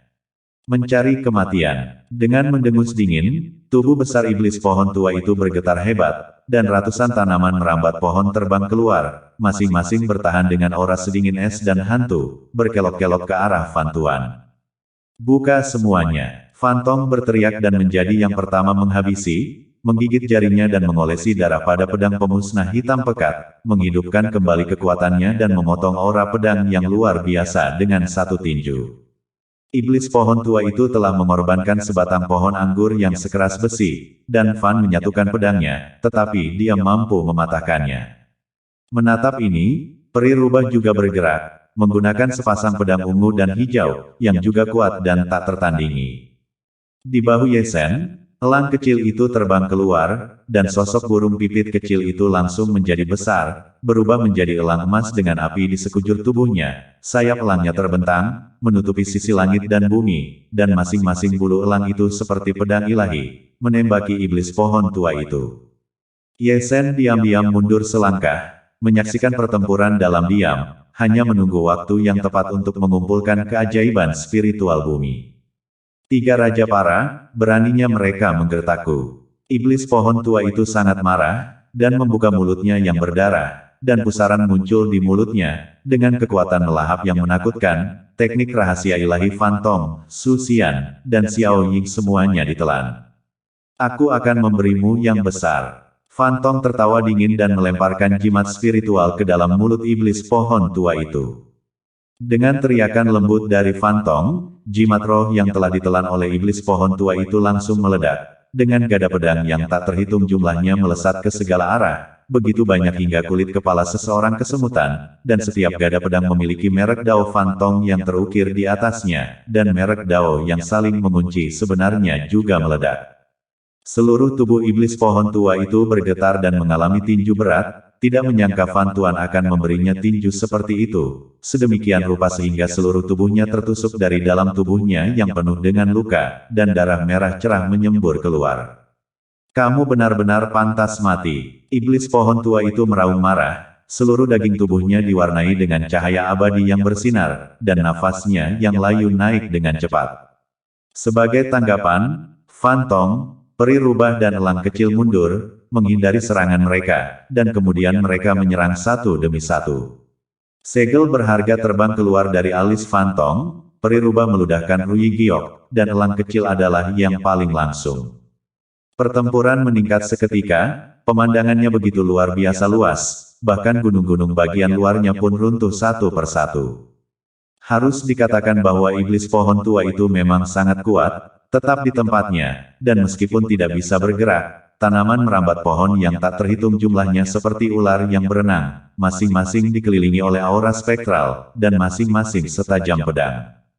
Selain itu, ketahanan iblis pohon tua itu sedemikian rupa sehingga cabang dan batang yang telah terputus segera tumbuh kembali, energi spiritual mereka sangat agung. Ye Shen menjaga pinggiran dan menatapnya dengan sangat jelas. Kekuatan pemulihan iblis pohon tua itu memang dominan, tetapi sebagian besar berkat cahaya urat nadi roh bumi, dan itu menyerap esensi keajaiban roh bumi sepanjang waktu. Dibandingkan dengan iblis pohon tua, elang kecil, Fan Tong, dan rubah Xian jauh lebih celaka. Meskipun iblis pohon tua itu dalam keadaan lemah, itu masih merupakan alam raja, dan terlebih lagi dengan urat nadi roh bumi yang mengisi kembali esensi jauh dan luas, membuat pertarungan mereka sangat sulit, dan yang terlemah, peri rubah, sudah mengalami trauma. Ye Shen bergerak, langsung menghilang ke dalam tanah, untuk memutuskan hubungan iblis pohon tua dengan urat nadi roh bumi, dan kemudian mengumpulkan urat nadi roh bumi. Alam surga, datang untuk mencari kematian juga. Iblis pohon tua itu berteriak dengan keras, dan akar pohon yang melingkar berputar ke arah Ye Shen dari tanah. Ye Shen tidak berbicara, dan membalikkan tangannya dan mengeluarkan pedang langit merah, dengan api abadi yang tersisa di atasnya. Api yang benar, hati iblis pohon tua itu bergetar dan merasakan ancaman besar, kelima elemen itu saling eksklusif. Meskipun dia yang lama berada di alam raja, tubuhnya masih berupa pohon, pohon adalah kayu di 5 elemen dan paling takut pada api. Ye Shen kuat dan mendominasi, terus-menerus memegang langit merah, dan itu sangat tajam dan bersih sehingga akar pohon yang berkelok-kelok dipotong olehnya dengan cara yang kacau, dengan api abadi menambah kekuatan pada akar iblis pohon tua, yang dipotong-potong. Gemuruh amarah di pegunungan yang bergulung-gulung seperti petir, mengguncang langit dan bumi. Petir siluman pohon tua bergetar dengan amarah, dengan paksa membalikkan teknik jantungnya dan meninggalkan nirvana saat tekanan kuat alam raja meledak. Mengacaukannya, Fan Tong berdeham dan sekali lagi melemparkan ratusan jimat roh, menempelkannya ke salah satu cabang pohon iblis tua. Darah iblis pohon tua itu masih ada di udara, tetapi karena ketahanan iblis pohon tua yang luar biasa, ia mampu beregenerasi sebanyak yang Fan Tong ledakkan. Peri rubah menggerakkan teknik rahasianya dan kedua pedangnya digabungkan, memotong aura pedang Gaijin dan meninggalkan alur yang dalam di tubuh iblis pohon tua itu. Elang kecil itu juga luar biasa, bulu elang yang tak terhitung jumlahnya ditembakkan, mengembun menjadi aura ilahi, ditambah dengan api yang berapi-api, menyapu petak demi petak cabang dan batang iblis pohon tua. Pertempuran tiba-tiba menjadi sengit. Iblis pohon tua itu benar-benar marah, dengan panik melahap esensi dari urat nadi spiritual bumi, menyebabkan Fan Tuan dan yang lainnya terbang dengan darah dan tulang. Di dunia bawah tanah, Ye Shen memotong semua jalan ke bawah dan akhirnya menghabisi vena roh bumi. Sekali lagi berdiri di atas vena roh bumi, Ye Shen merasa rileks. Teknik kekacauan berjalan dengan sendirinya, dan semua pori-pori tubuhnya terbuka lebar, dengan panik melahap esensi bumi dan memurnikan tubuh sucinya. Kutu kupret, percepat, aku tidak tahan lagi. Saat Ye Shen melahap esensi bumi, kutukan Fan Tong datang dari atas. Aku tahu apa yang ada di hatiku. Ye Shen berdeham dan segera melambaikan pedangnya, memotong salah satu akar yang telah dimasukkan iblis pohon tua ke dalam urat nadi roh bumi, tujuannya adalah untuk memotong suplai iblis pohon tua. Tanpa sumber esensi bumi yang konstan untuk mengisi kembali konsumsinya, iblis pohon tua yang secara paksa membalikkan metode hatinya akan dialihkan dalam pertempuran yang panjang. Pedang Yesen membuat iblis pohon tua itu menderita, dan tanpa esensi bumi untuk mengisi kembali konsumsinya, auranya langsung jatuh. Yesen sudah bergerak, memanifestasikan dua tangan emas besar yang memeluk urat nadi roh bumi yang melingkar, dan kemudian dengan tarikan yang kuat, urat nadi roh bumi yang tebal dicabut olehnya. Kumpulkan. Dengan teriakan lembut dari Yesen, urat roh bumi dikumpulkan ke dalam kuali Dewa Kekacauan. Setelah itu, dia bangkit dengan ganas dan melangkah ke langit, berlarian keluar dari tanah seperti surai dewa, tidak lupa mengayunkan pedangnya dan menebas iblis pohon tua itu. Iblis pohon tua meraung, membentuk lingkaran cahaya yang nyata dengan tubuhnya sebagai pusatnya, menyebar dengan cepat, dan kemanapun ia melewatinya, baik pohon-pohon kuno maupun gunung-gunung dan gunung-gunung besar semuanya terputus pada saat yang bersamaan. Apakah itu Yesen, atau Phantom, Rubah Sian dan Elang Kecil, mereka semua tersingkir oleh lingkaran cahaya itu.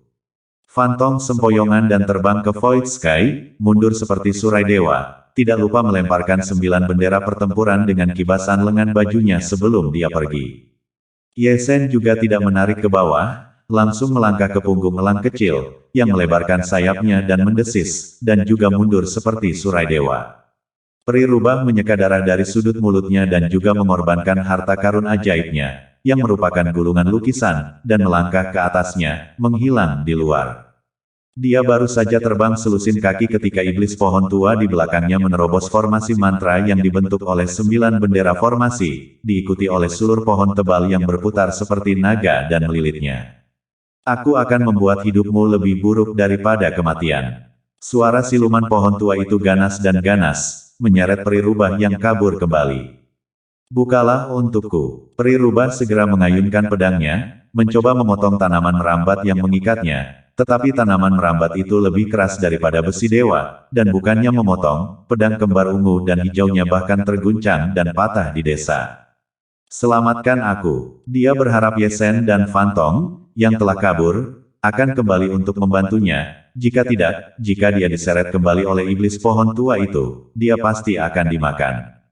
Panggilannya tidak dijawab setengahnya. Meskipun dia mencoba yang terbaik untuk melawan, dia masih tidak bisa membebaskan diri dan hanya bisa diseret kembali.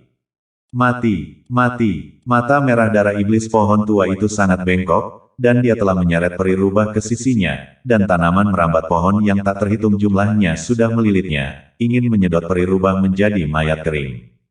Selamatkan aku, selamatkan aku. Peri rubah masih mendesis, terikat dan tidak bisa bergerak. Dan hanya dalam waktu 3 detik, sebagian besar saripati dari seluruh tubuhnya telah dimakan. Tangisannya tetap dingin dan tanpa ada sedikit pun harapan. Hatinya, dalam sekejap, benar-benar dingin, wajahnya pucat dan penuh air mata, tubuhnya gemetar, seperti anak yang ditinggalkan, dingin dan gelap karena ketakutan, melingkupi jiwanya.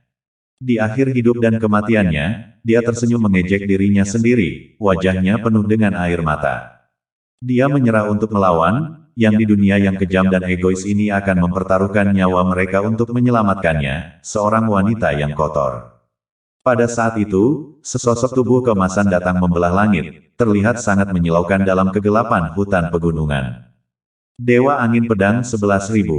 Yesen menghabisi kembali, 11.000 pedang menjadi satu dan teknik Dewa Angin bersatu dalam satu dao. Terpesona dengan api abadi, satu pedang yang menghancurkan dan menghancurkan. Rubah Sian menatap langit malam dengan linglung, menatap Yesen dengan tidak percaya, sosok cahaya keemasan yang melingkari Yesen, sesaat, membakar jiwanya dengan mematikan. Iblis pohon tua itu mengalami trauma, tertusuk satu matanya oleh pedang puncak Yesen, darah langsung berceceran seperti hujan cahaya yang turun. Iblis pohon tua itu berteriak dengan sedih, pedang Yesen terlalu sombong dan dibantu oleh api abadi, membuatnya lengah, satu matanya hancur, dan kekuatan pemusnah yang menakutkan masih berkecamuk di dalam dirinya. Dia marah, tetapi juga terkejut, marah karena Yesen telah merusak matanya, dan terkejut dengan kekuatan pertempuran Yesen yang luar biasa dan tak tertandingi. Alam surgawi, dia hanya alam surgawi. Beraninya dia menyia-nyiakan mata alam kerajaan. Pergi. Sementara iblis pohon tua itu berteriak dengan sedih, Ye Shen telah memotong tanaman merambat yang mengikat peri rubah, dan kemudian menggendongnya di punggungnya, terbang ke malam surgawi seperti surai ilahi. Tinggalkan aku. Lingkaran cahaya berwarna darah sekali lagi menyebar tanpa batas, menyapu sepotong langit dan bumi, mengubah semua yang dilewatinya menjadi debu, begitu kuat sehingga tidak ada yang bisa melawan. Ye Shen mengalami trauma, dan seluruh tubuhnya jatuh ke langit yang hampa seperti layang-layang dengan tali yang putus. Swoosh, swoosh, swoosh. Setelah itu, angin dingin bersiul dan kabut hantu yang tak terhitung jumlahnya melesat ke belakang, menutupi langit. 11.000 pedang. Ye Shen tiba-tiba bangkit, mengenakan baju besi astral bawaannya, mengangkat dunia keos. Dengan kuali ilahi keos tergantung di atas kepalanya, melindungi Susian di belakangnya, bertarung dengan 11.000 pedang dan bertahan dengan formasi pedang celup surgawi. Dalam sekejap, dunia kekacauan Dao Dharma luar Ye Shen ditembus satu demi satu, menjadi penuh dengan kehancuran, dan bahkan tubuh sucinya yang perkasa pun menyembul dengan lubang darah emas, yang sangat menarik perhatian. Bukan karena kemampuan ilahi Ye Shen tidak cukup kuat, tapi iblis pohon tua yang hiruk pikuk itu benar-benar terlalu kuat.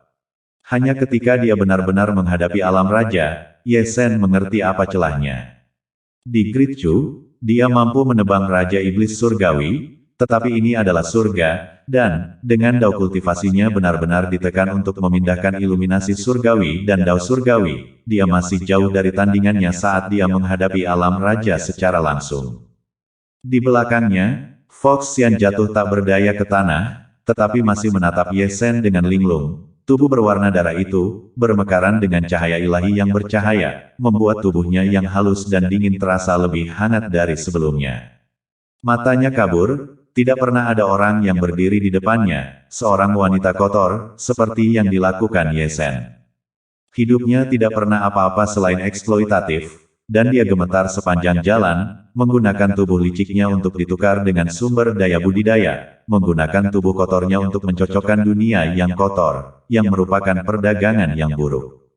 Dia berpikir bahwa di dunia yang kejam ini, hanya ada perdagangan. Namun kemunculan Ye Shen membuatnya mengerti dalam keadaan kesurupan bahwa di dunia merah ini, selain berdagang, masih ada yang disebut harapan yang membara, dan ternyata dirinya yang kotor juga bisa membuat orang sedikit peduli.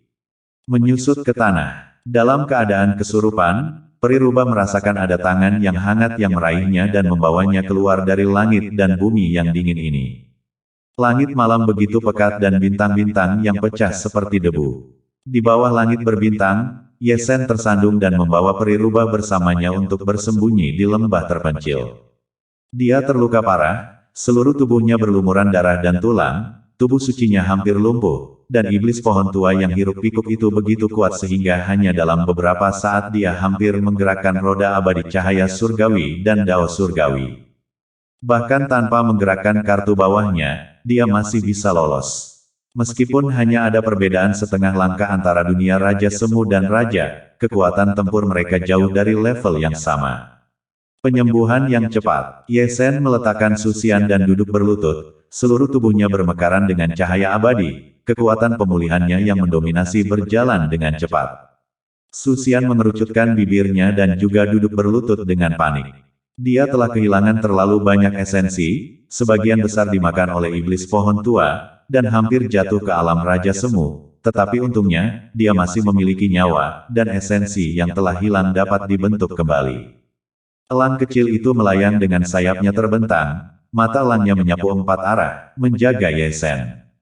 Saya tidak tahu berapa lama, tetapi angin sepoi-sepoi datang, tetapi bercampur dengan rasa dingin sedingin es, menyebabkan Ye Shen, yang sedang berlutut untuk sembuh, melotot. Elang muda itu juga merasakan ada sesuatu yang tidak beres, dan mata elangnya yang tajam menatap tajam ke dalam kegelapan dunia. Selusin sosok berpakaian hitam keluar satu demi satu, masing-masing dengan mata bersinar dengan cahaya gelap, dan ketika mereka menatap lebih dekat, bukankah mereka yang mengikuti Ye Shen dan yang lainnya keluar dari ibu kota kegelapan? Di antara mereka juga ada 4 Raja Semu. Elang emas yang menyala. Seorang lelaki tua berambut ungu menyapu ke arah elang kecil itu, dan kilatan cahaya melintas di matanya. Bahkan ada seekor rubah. Sayang sekali itu hanya sebuah sepatu busuk dan rusak. Seorang nenek tua melirik dengan jijik ke arah peri rubah. Tapi orang tua itu hanya menyukai wanita yang kotor. Seorang pria tua yang berpakaian darah memperlihatkan cahaya kutu kupret yang sembrono. Sepertinya kita ditakdirkan untuk panen besar malam ini. Nak, serahkan api yang sebenarnya. Seorang pemuda iblis angkat bicara, menatap Ye Sen dengan cara yang lucu dan menyenangkan. Meminta api sejati saya dengan mulut terbuka, kamu liar. Ye Sen bangkit, kulitnya masih pucat, tetapi di bawah pemulihan dominasi bawaan roda abadi, dia pada dasarnya tidak terluka. Aku punya modal untuk menjadi liar. Pemuda iblis itu tertawa seperti hantu, mundur dan menghilang seperti hantu, muncul lagi, sudah di depan Ye Sen, telapak tangan putihnya, menebas Ye Sen di langit. Aku telah menebang raja yang hebat, kamu bukan apa-apa. Ye Sen mengayunkan lengannya, dan dengan satu tinju, dia menghancurkan setengah dari tubuh pemuda iblis itu. Selusin orang berbaju hitam tiba-tiba memucat, bahkan Fox Xian sangat terkejut. Aula Raja Semu yang hebat hampir terbantai oleh alam surga tingkat kedua dalam sekejap. Ini tidak mungkin. Mata pemuda iblis itu dipenuhi dengan kengerian saat dia tersandung ke belakang, menyeret tubuhnya yang hampir lumpuh. Tidak ada yang mustahil. Ye Sen langsung menghabisinya, dan bahkan sebelum pemuda iblis itu bisa menghentikan wujudnya, kepalanya dipenggal dengan pedangnya dan berguling ke tanah, masih mencoba kabur, tetapi dia ditangkap oleh Ye Sen dan diinjak-injak ke dalam lumpur berdarah dengan satu kaki. Dua tinju memenggal kepala Raja Semu, dan orang-orang yang hadir sekali lagi terkejut.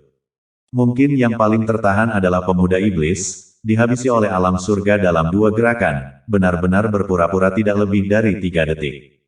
Informasinya salah, mundur. Menatap situasinya tidak benar, wanita tua itu segera berteriak dan langsung berbalik. Dia bukan satu-satunya, pria tua berpakaian darah alam Raja Semu dan pria tua berambut ungu, serta selusin alam surga yang tersisa, juga berbalik.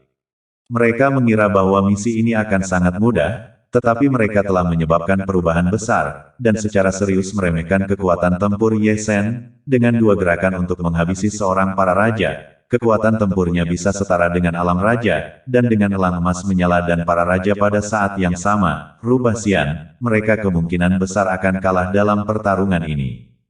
Jalan yang mana? Peri rubah mengayunkan pedang pemusnahnya dan membakar umur panjangnya, langsung menuju wanita tua itu untuk menghabisinya. Dia telah bersumpah bahwa meskipun dia harus mati hari ini, dia akan menghancurkan wanita tua yang menyebalkan itu dengan tangannya sendiri. Elang kecil itu telah melebarkan sayapnya dan mengejar pria tua yang bersimbah darah itu. Jika dia datang ke sini hari ini, dia tidak perlu kembali. Suara Ye Sen tidak jelas, dingin dan seperti hantu saat dia menghabisi lelaki tua berambut ungu itu dengan gerakan menyusut dan mengangkat tangannya untuk menutupi langit dengan telapak tangan, menghancurkan lelaki tua berambut ungu yang kabur dari langit palsu. Orang tua berambut ungu itu berteriak, dan segel kuno terbang keluar dari alisnya, berkembang dengan aura ilahi saat menekan Ye Sen. Ye Sen melontarkan tinju yang kuat, menghancurkan segel kuno dengan satu tinju. Saat dia mundur, dia merasakan hawa dingin menjalar di tulang punggungnya. Saat dia menoleh ke belakang, pedang dewa berwarna merah telah tiba, menusuk alisnya dengan satu tinju. 2 tinju lagi, dan Ye Sen telah menghancurkan paragon lagi. Setelah menghancurkan lelaki tua berbaju ungu itu, kuda-kuda Ye Sen seperti pelangi, terus-menerus menenun melalui kekosongan ruang. Ada 4 para raja dan 13 alam surga yang mengejar Ye Sen, pemuda iblis dan lelaki tua berambut ungu telah dipenggal, dan 2 para raja yang tersisa berduel dengan peri rubah dan elang kecil, jadi kelompok alam surga yang tersisa bukanlah tandingan Ye Sen. Di bawah langit berbintang yang menyilaukan, darah berceceran dengan cara yang mencolok, jeritan kesengsaraan dan kengerian terdengar tanpa henti. Ye Sen seperti hantu, lebih seperti dewa pemusnah. Setiap kali dia muncul, sebuah kepala jatuh ke langit yang hampa. Gak sampai 1 menit, lebih dari selusin alam surgawi telah terbantai, tersapu oleh Ye Sen sendirian. Di kedua sisi Void Sky, raungan terus berlanjut. saat elang kecil dan peri rubah masih bertarung melawan lawan masing-masing karena mereka tidak sesat seperti Ye Shen. Apa yang bisa dilihat adalah bahwa lelaki tua bersimbah darah itu benar-benar dikuasai oleh elang kecil, dan dipukuli tanpa sedikit pun kesempatan untuk berbalik, dan dalam beberapa kesempatan, lelaki tua bersimbah darah itu hampir terpesona oleh elang kecil. Ye Shen menyerang lagi, bergerak dalam satu langkah untuk menghabisi, dan menyerang dengan paksa, memotong salah satu lengan lelaki tua itu dengan pedangnya. Orang tua itu tampak ketakutan, dia sudah jatuh, dan sekarang disinilah Ye Shen, bagaimana mungkin dia memiliki pikiran untuk bertarung. Dia segera mengorbankan senjata ajaib dan mencoba menggunakannya untuk kabur, tetapi dia ditangkap oleh Ye Shen dan menamparkan langit yang salah. Tetap hidup, menatap elang kecil hendak memberikan tinju mati mutlak kepada lelaki tua berpakaian darah itu, Ye Shen segera berhenti. Mata elang-elang kecil menembakkan dua tinju ilahi, tetapi tidak menghancurkan lelaki tua berpakaian darah itu, tetapi membatalkan kultivasinya. Dari selusin orang yang datang setelah Ye Shen, 4 para raja telah dihancurkan, 2 dan 1 telah dibatalkan, dan tidak ada seorang pun dari selusin alam surga yang selamat. Satu-satunya yang tersisa adalah wanita tua yang masih berduel dengan peri rubah. Elang kecil itu sekali lagi melebarkan sayapnya dan hendak menghabisi untuk membantu, tetapi dihentikan oleh Ye Shen. Dia telah mendengar dengan jelas kata-kata nenek tua yang memarahi peri rubah sebelumnya, dan karena perlu membayar harga dalam darah karena tidak tutup mulut, lebih baik peri rubah menyelesaikan skor ini sendiri. Mereka berdua tidak ikut campur, berdiri di dua sisi langit yang hampa, kalau-kalau wanita tua itu mengambil kesempatan untuk menyelinap pergi. Perpisahan dengan peri rubah memang seperti sebuah kegilaan, membakar habis masa hidupnya untuk ditukar dengan pertarungan yang dahsyat. Wanita tua itu tidak berani bertarung, hatinya takut, meskipun kekuatan pertarungannya lebih tinggi dari peri rubah, tetapi pikirannya tidak stabil, dia dipukuli oleh peri rubah dan mencoba kabur beberapa kali, tetapi dihentikan oleh peri rubah. Gaya bertarung peri rubah berdarah, tidak ada set pertahanan, hanya ada serangan konstan dalam serangan itu, seni rahasia yang kuat yang tidak tertutup dihancurkan, tidak sedikit pun lelah untuk dikatakan. Saya tidak tahu berapa lama waktu yang dibutuhkan untuk menatap peri rubah tua itu adalah peri rubah pedang memotong langit virtual, mendarat di genangan darah. Biarkan Anda memarahi saya, biarkan mulut Anda menjadi murahan. Wajah wanita tua itu dipukuli hingga kehilangan bentuk manusianya. Menatap pemandangan ini, Ye Shen berdeham, tidak tahan menatapnya lagi, wanita itu menakutkan, dan wanita yang marah bahkan lebih menakutkan. Sudah dulu ya bro, lanjut nanti lagi.